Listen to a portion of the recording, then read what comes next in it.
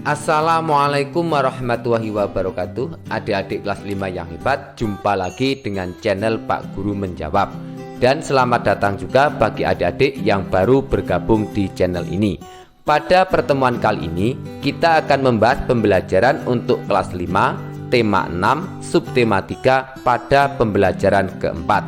Sebelum mulai pembelajaran, siapkan dulu alat tulis dan buku siswa kelas 5 tema 6. Dan agar channel ini terus berkembang dan terus memberi manfaat, jangan lupa untuk subscribe, like, dan share. Nah, adik-adik kelas 5 yang hebat, mari kita mulai pembelajaran hari ini dengan penuh semangat.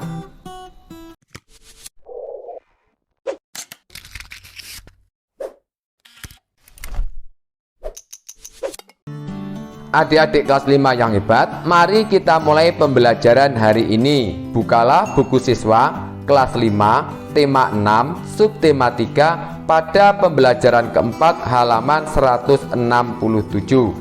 Perhatikan gambar-gambar di atas. Bagaimana pendapatmu jika kamu berada di tempat dalam suasana seperti pada gambar tersebut? Tahukah kamu bagaimana usaha yang dilakukan masyarakat agar keadaan seperti pada gambar tersebut terwujud? Salah satu usaha yang dilakukan adalah memastikan bahwa menjaga kebersihan lingkungan menjadi kewajiban dan tanggung jawab warganya. Salah satu kota yang sangat peduli terhadap kenyamanan warganya adalah Kota Bandung. Hal ini terjadi selain karena pemerintah yang peduli, juga keterlibatan masyarakat yang juga membuat hal itu bisa terjadi.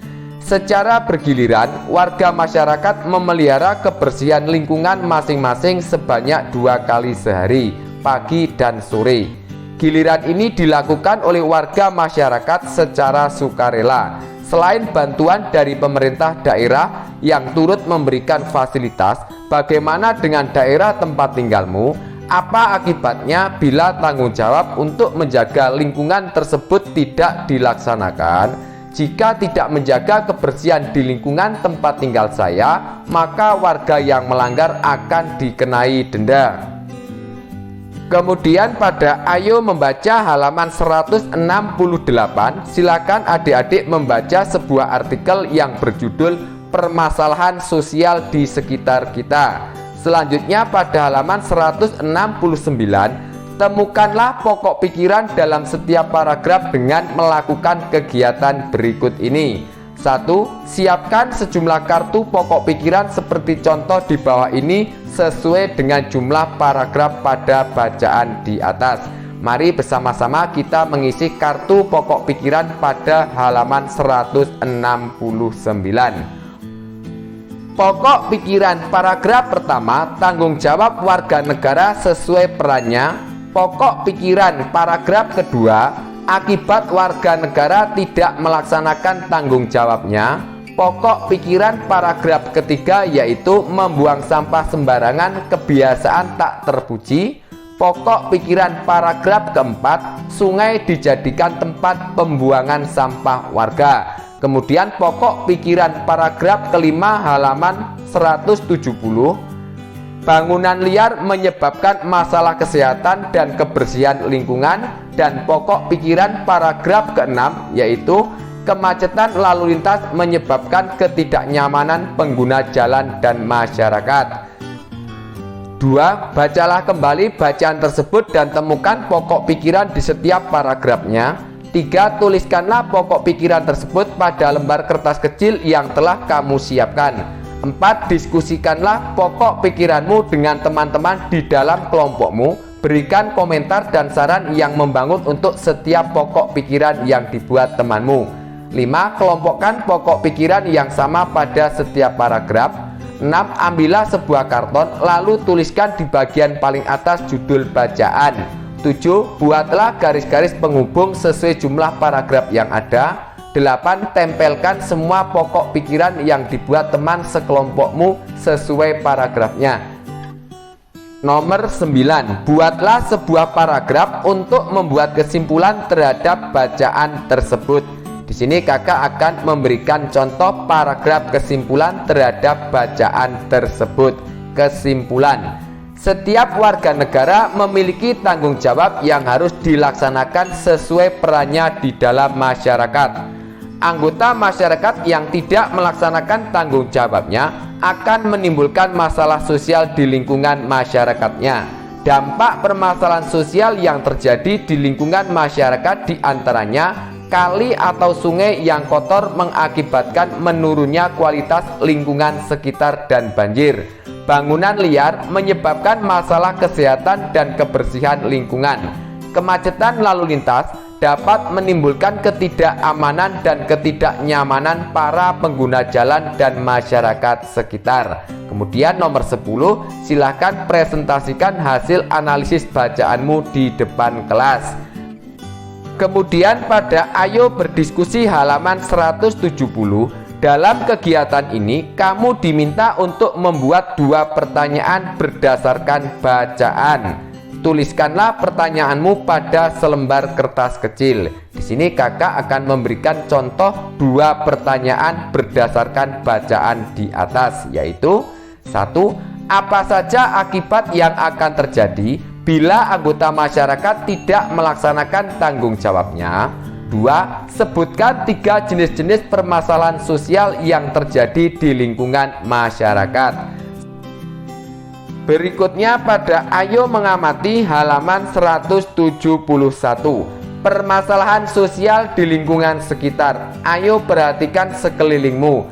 Bersama dengan teman kelompokmu yang tinggal di daerah yang berdekatan, lakukan pengamatan terhadap kehidupan masyarakat di sekitarmu. Carilah informasi dari ketua RT atau orang tuamu tentang permasalahan sosial apa saja yang terjadi di sekitarmu. Identifikasikan penyebab masalah sosial tersebut dihubungkan dengan pelaksanaan hak dan kewajiban anggota masyarakat. Sebutkan juga usaha apa saja yang telah dilakukan untuk mengatasinya. Tuliskan informasi dan hasil identifikasi yang kamu lakukan di tabel berikut ini. Mari bersama-sama kita mengisi tabel pada halaman 171. Masalah sosial di lingkungan tempat tinggal. Masalah sosial 1. Sampah. Penyebab kebiasaan membuang sampah sembarangan. Akibat kenyamanan dan keamanan terganggu. Usaha untuk mengatasi, membiasakan dan menganjurkan membuang sampah pada tempatnya. Masalah sosial sungai kotor. Penyebab sungai dijadikan tempat pembuangan sampah. Akibatnya saat musim hujan banjir meluap. Usaha mengatasinya, membuang sampah pada tempat yang telah disediakan. Masalah sosial bangunan liar. Penyebab membuat bangunan di atas saluran air, di trotoar, di taman-taman kota, dan di kolong-kolong jalan layang. Akibatnya ketidakamanan dan ketidaknyamanan para pengguna jalan dan masyarakat. Usaha untuk mengatasinya, membuat bangunan di tempat yang tidak mengganggu aktivitas warga masyarakat. Kemudian sosial kemacetan lalu lintas. Penyebabnya pengguna jalan tidak mematuhi kewajibannya dan tidak menaati peraturan lalu lintas. Akibatnya ketidaknyamanan para pengguna jalan dan masyarakat sekitarnya. Usaha untuk mengatasinya, sosialisasi pentingnya menaati peraturan lalu lintas bagi pengguna jalan. Tulislah kesimpulanmu di sini. Masalah sosial mengakibatkan pencemaran lingkungan, berdampak pada kesehatan, lingkungan, dan sosial ekonomi. Masalah sosial dapat diatasi jika semua warga melaksanakan kewajiban dan haknya dengan benar. Lalu pada halaman 172, bagaimana dengan lingkungan sekolahmu? Adakah permasalahan yang dengan mudah kamu jumpai di sekolah? Lakukanlah hal yang sama dengan mengidentifikasi permasalahan yang sering terjadi di sekolahmu.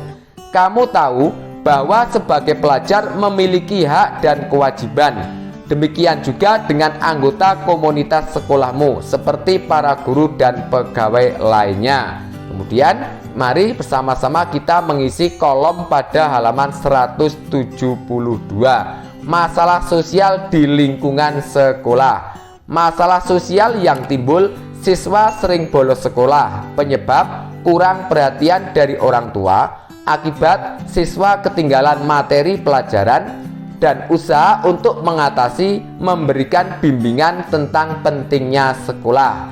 Masalah sosial membuang sampah sembarangan, penyebab kurangnya kesadaran menjaga kebersihan lingkungan. Akibat lingkungan sekolah kurang nyaman untuk belajar.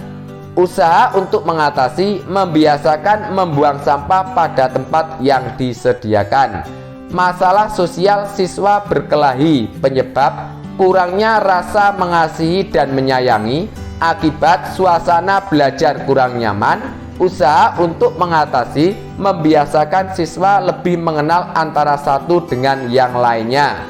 Kemudian masalah sosial kekerasan fisik guru terhadap siswa, penyebab kurangnya pemahaman guru tentang pendidikan. Akibatnya siswa mengalami trauma. Usaha untuk mengatasinya memberikan pemahaman tentang tujuan pendidikan di sekolah. Kemudian buatlah kesimpulanmu di sini. Masalah sosial di lingkungan sekolah mengakibatkan suasana belajar menjadi kurang nyaman. Masalah tersebut dapat diatasi atau dikurangi dengan pemahaman yang baik tentang kewajiban dan hak masing-masing. Kemudian silakan adik-adik membaca bacaan pada halaman 173. Kemudian setelah selesai membaca, berdasarkan bacaan di atas, jawablah beberapa pertanyaan berikut ini. Mari bersama-sama kita menjawab beberapa pertanyaan pada halaman 174.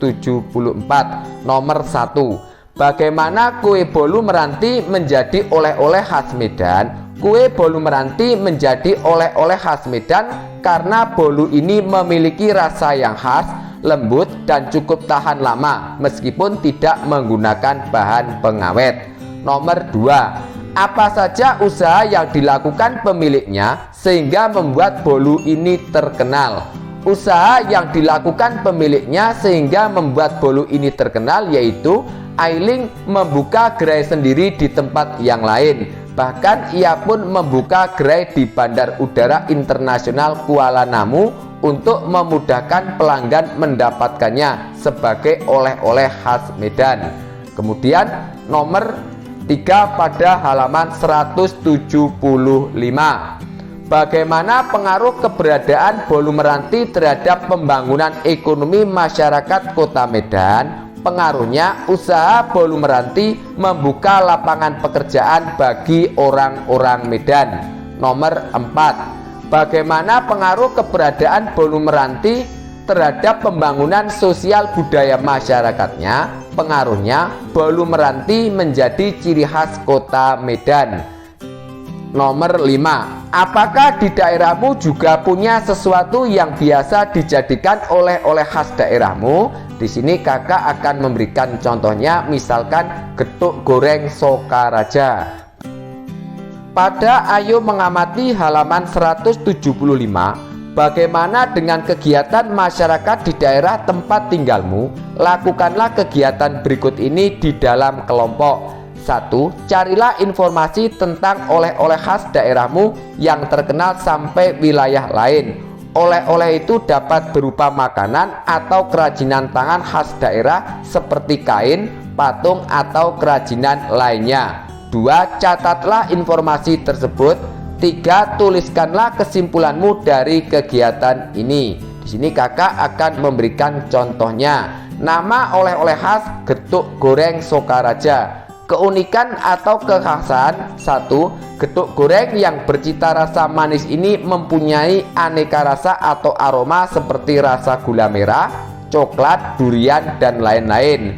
2. Getuk goreng ini dikemas apik dalam besek sehingga sangat cocok untuk oleh-oleh karena dapat disimpan atau bertahan hingga 10 hari. Manfaat terhadap kehidupan masyarakat sekitar diantaranya 1. Usaha getuk goreng Sokaraja membuka lapangan pekerjaan bagi orang-orang Sokaraja dan sekitarnya. 2. Usaha getuk goreng mampu menambah penghasilan warga Sokaraja. Dan 3. Getuk goreng menjadi makanan khas dari Kabupaten Banyumas. Nah, adik-adik kelas 5 yang hebat, demikianlah untuk pembelajaran hari ini, semoga bermanfaat. Dan agar tidak ketinggalan pembelajaran yang akan datang, Jangan lupa untuk subscribe, like, dan share. Sekian dari kakak. Wassalamualaikum warahmatullahi wabarakatuh.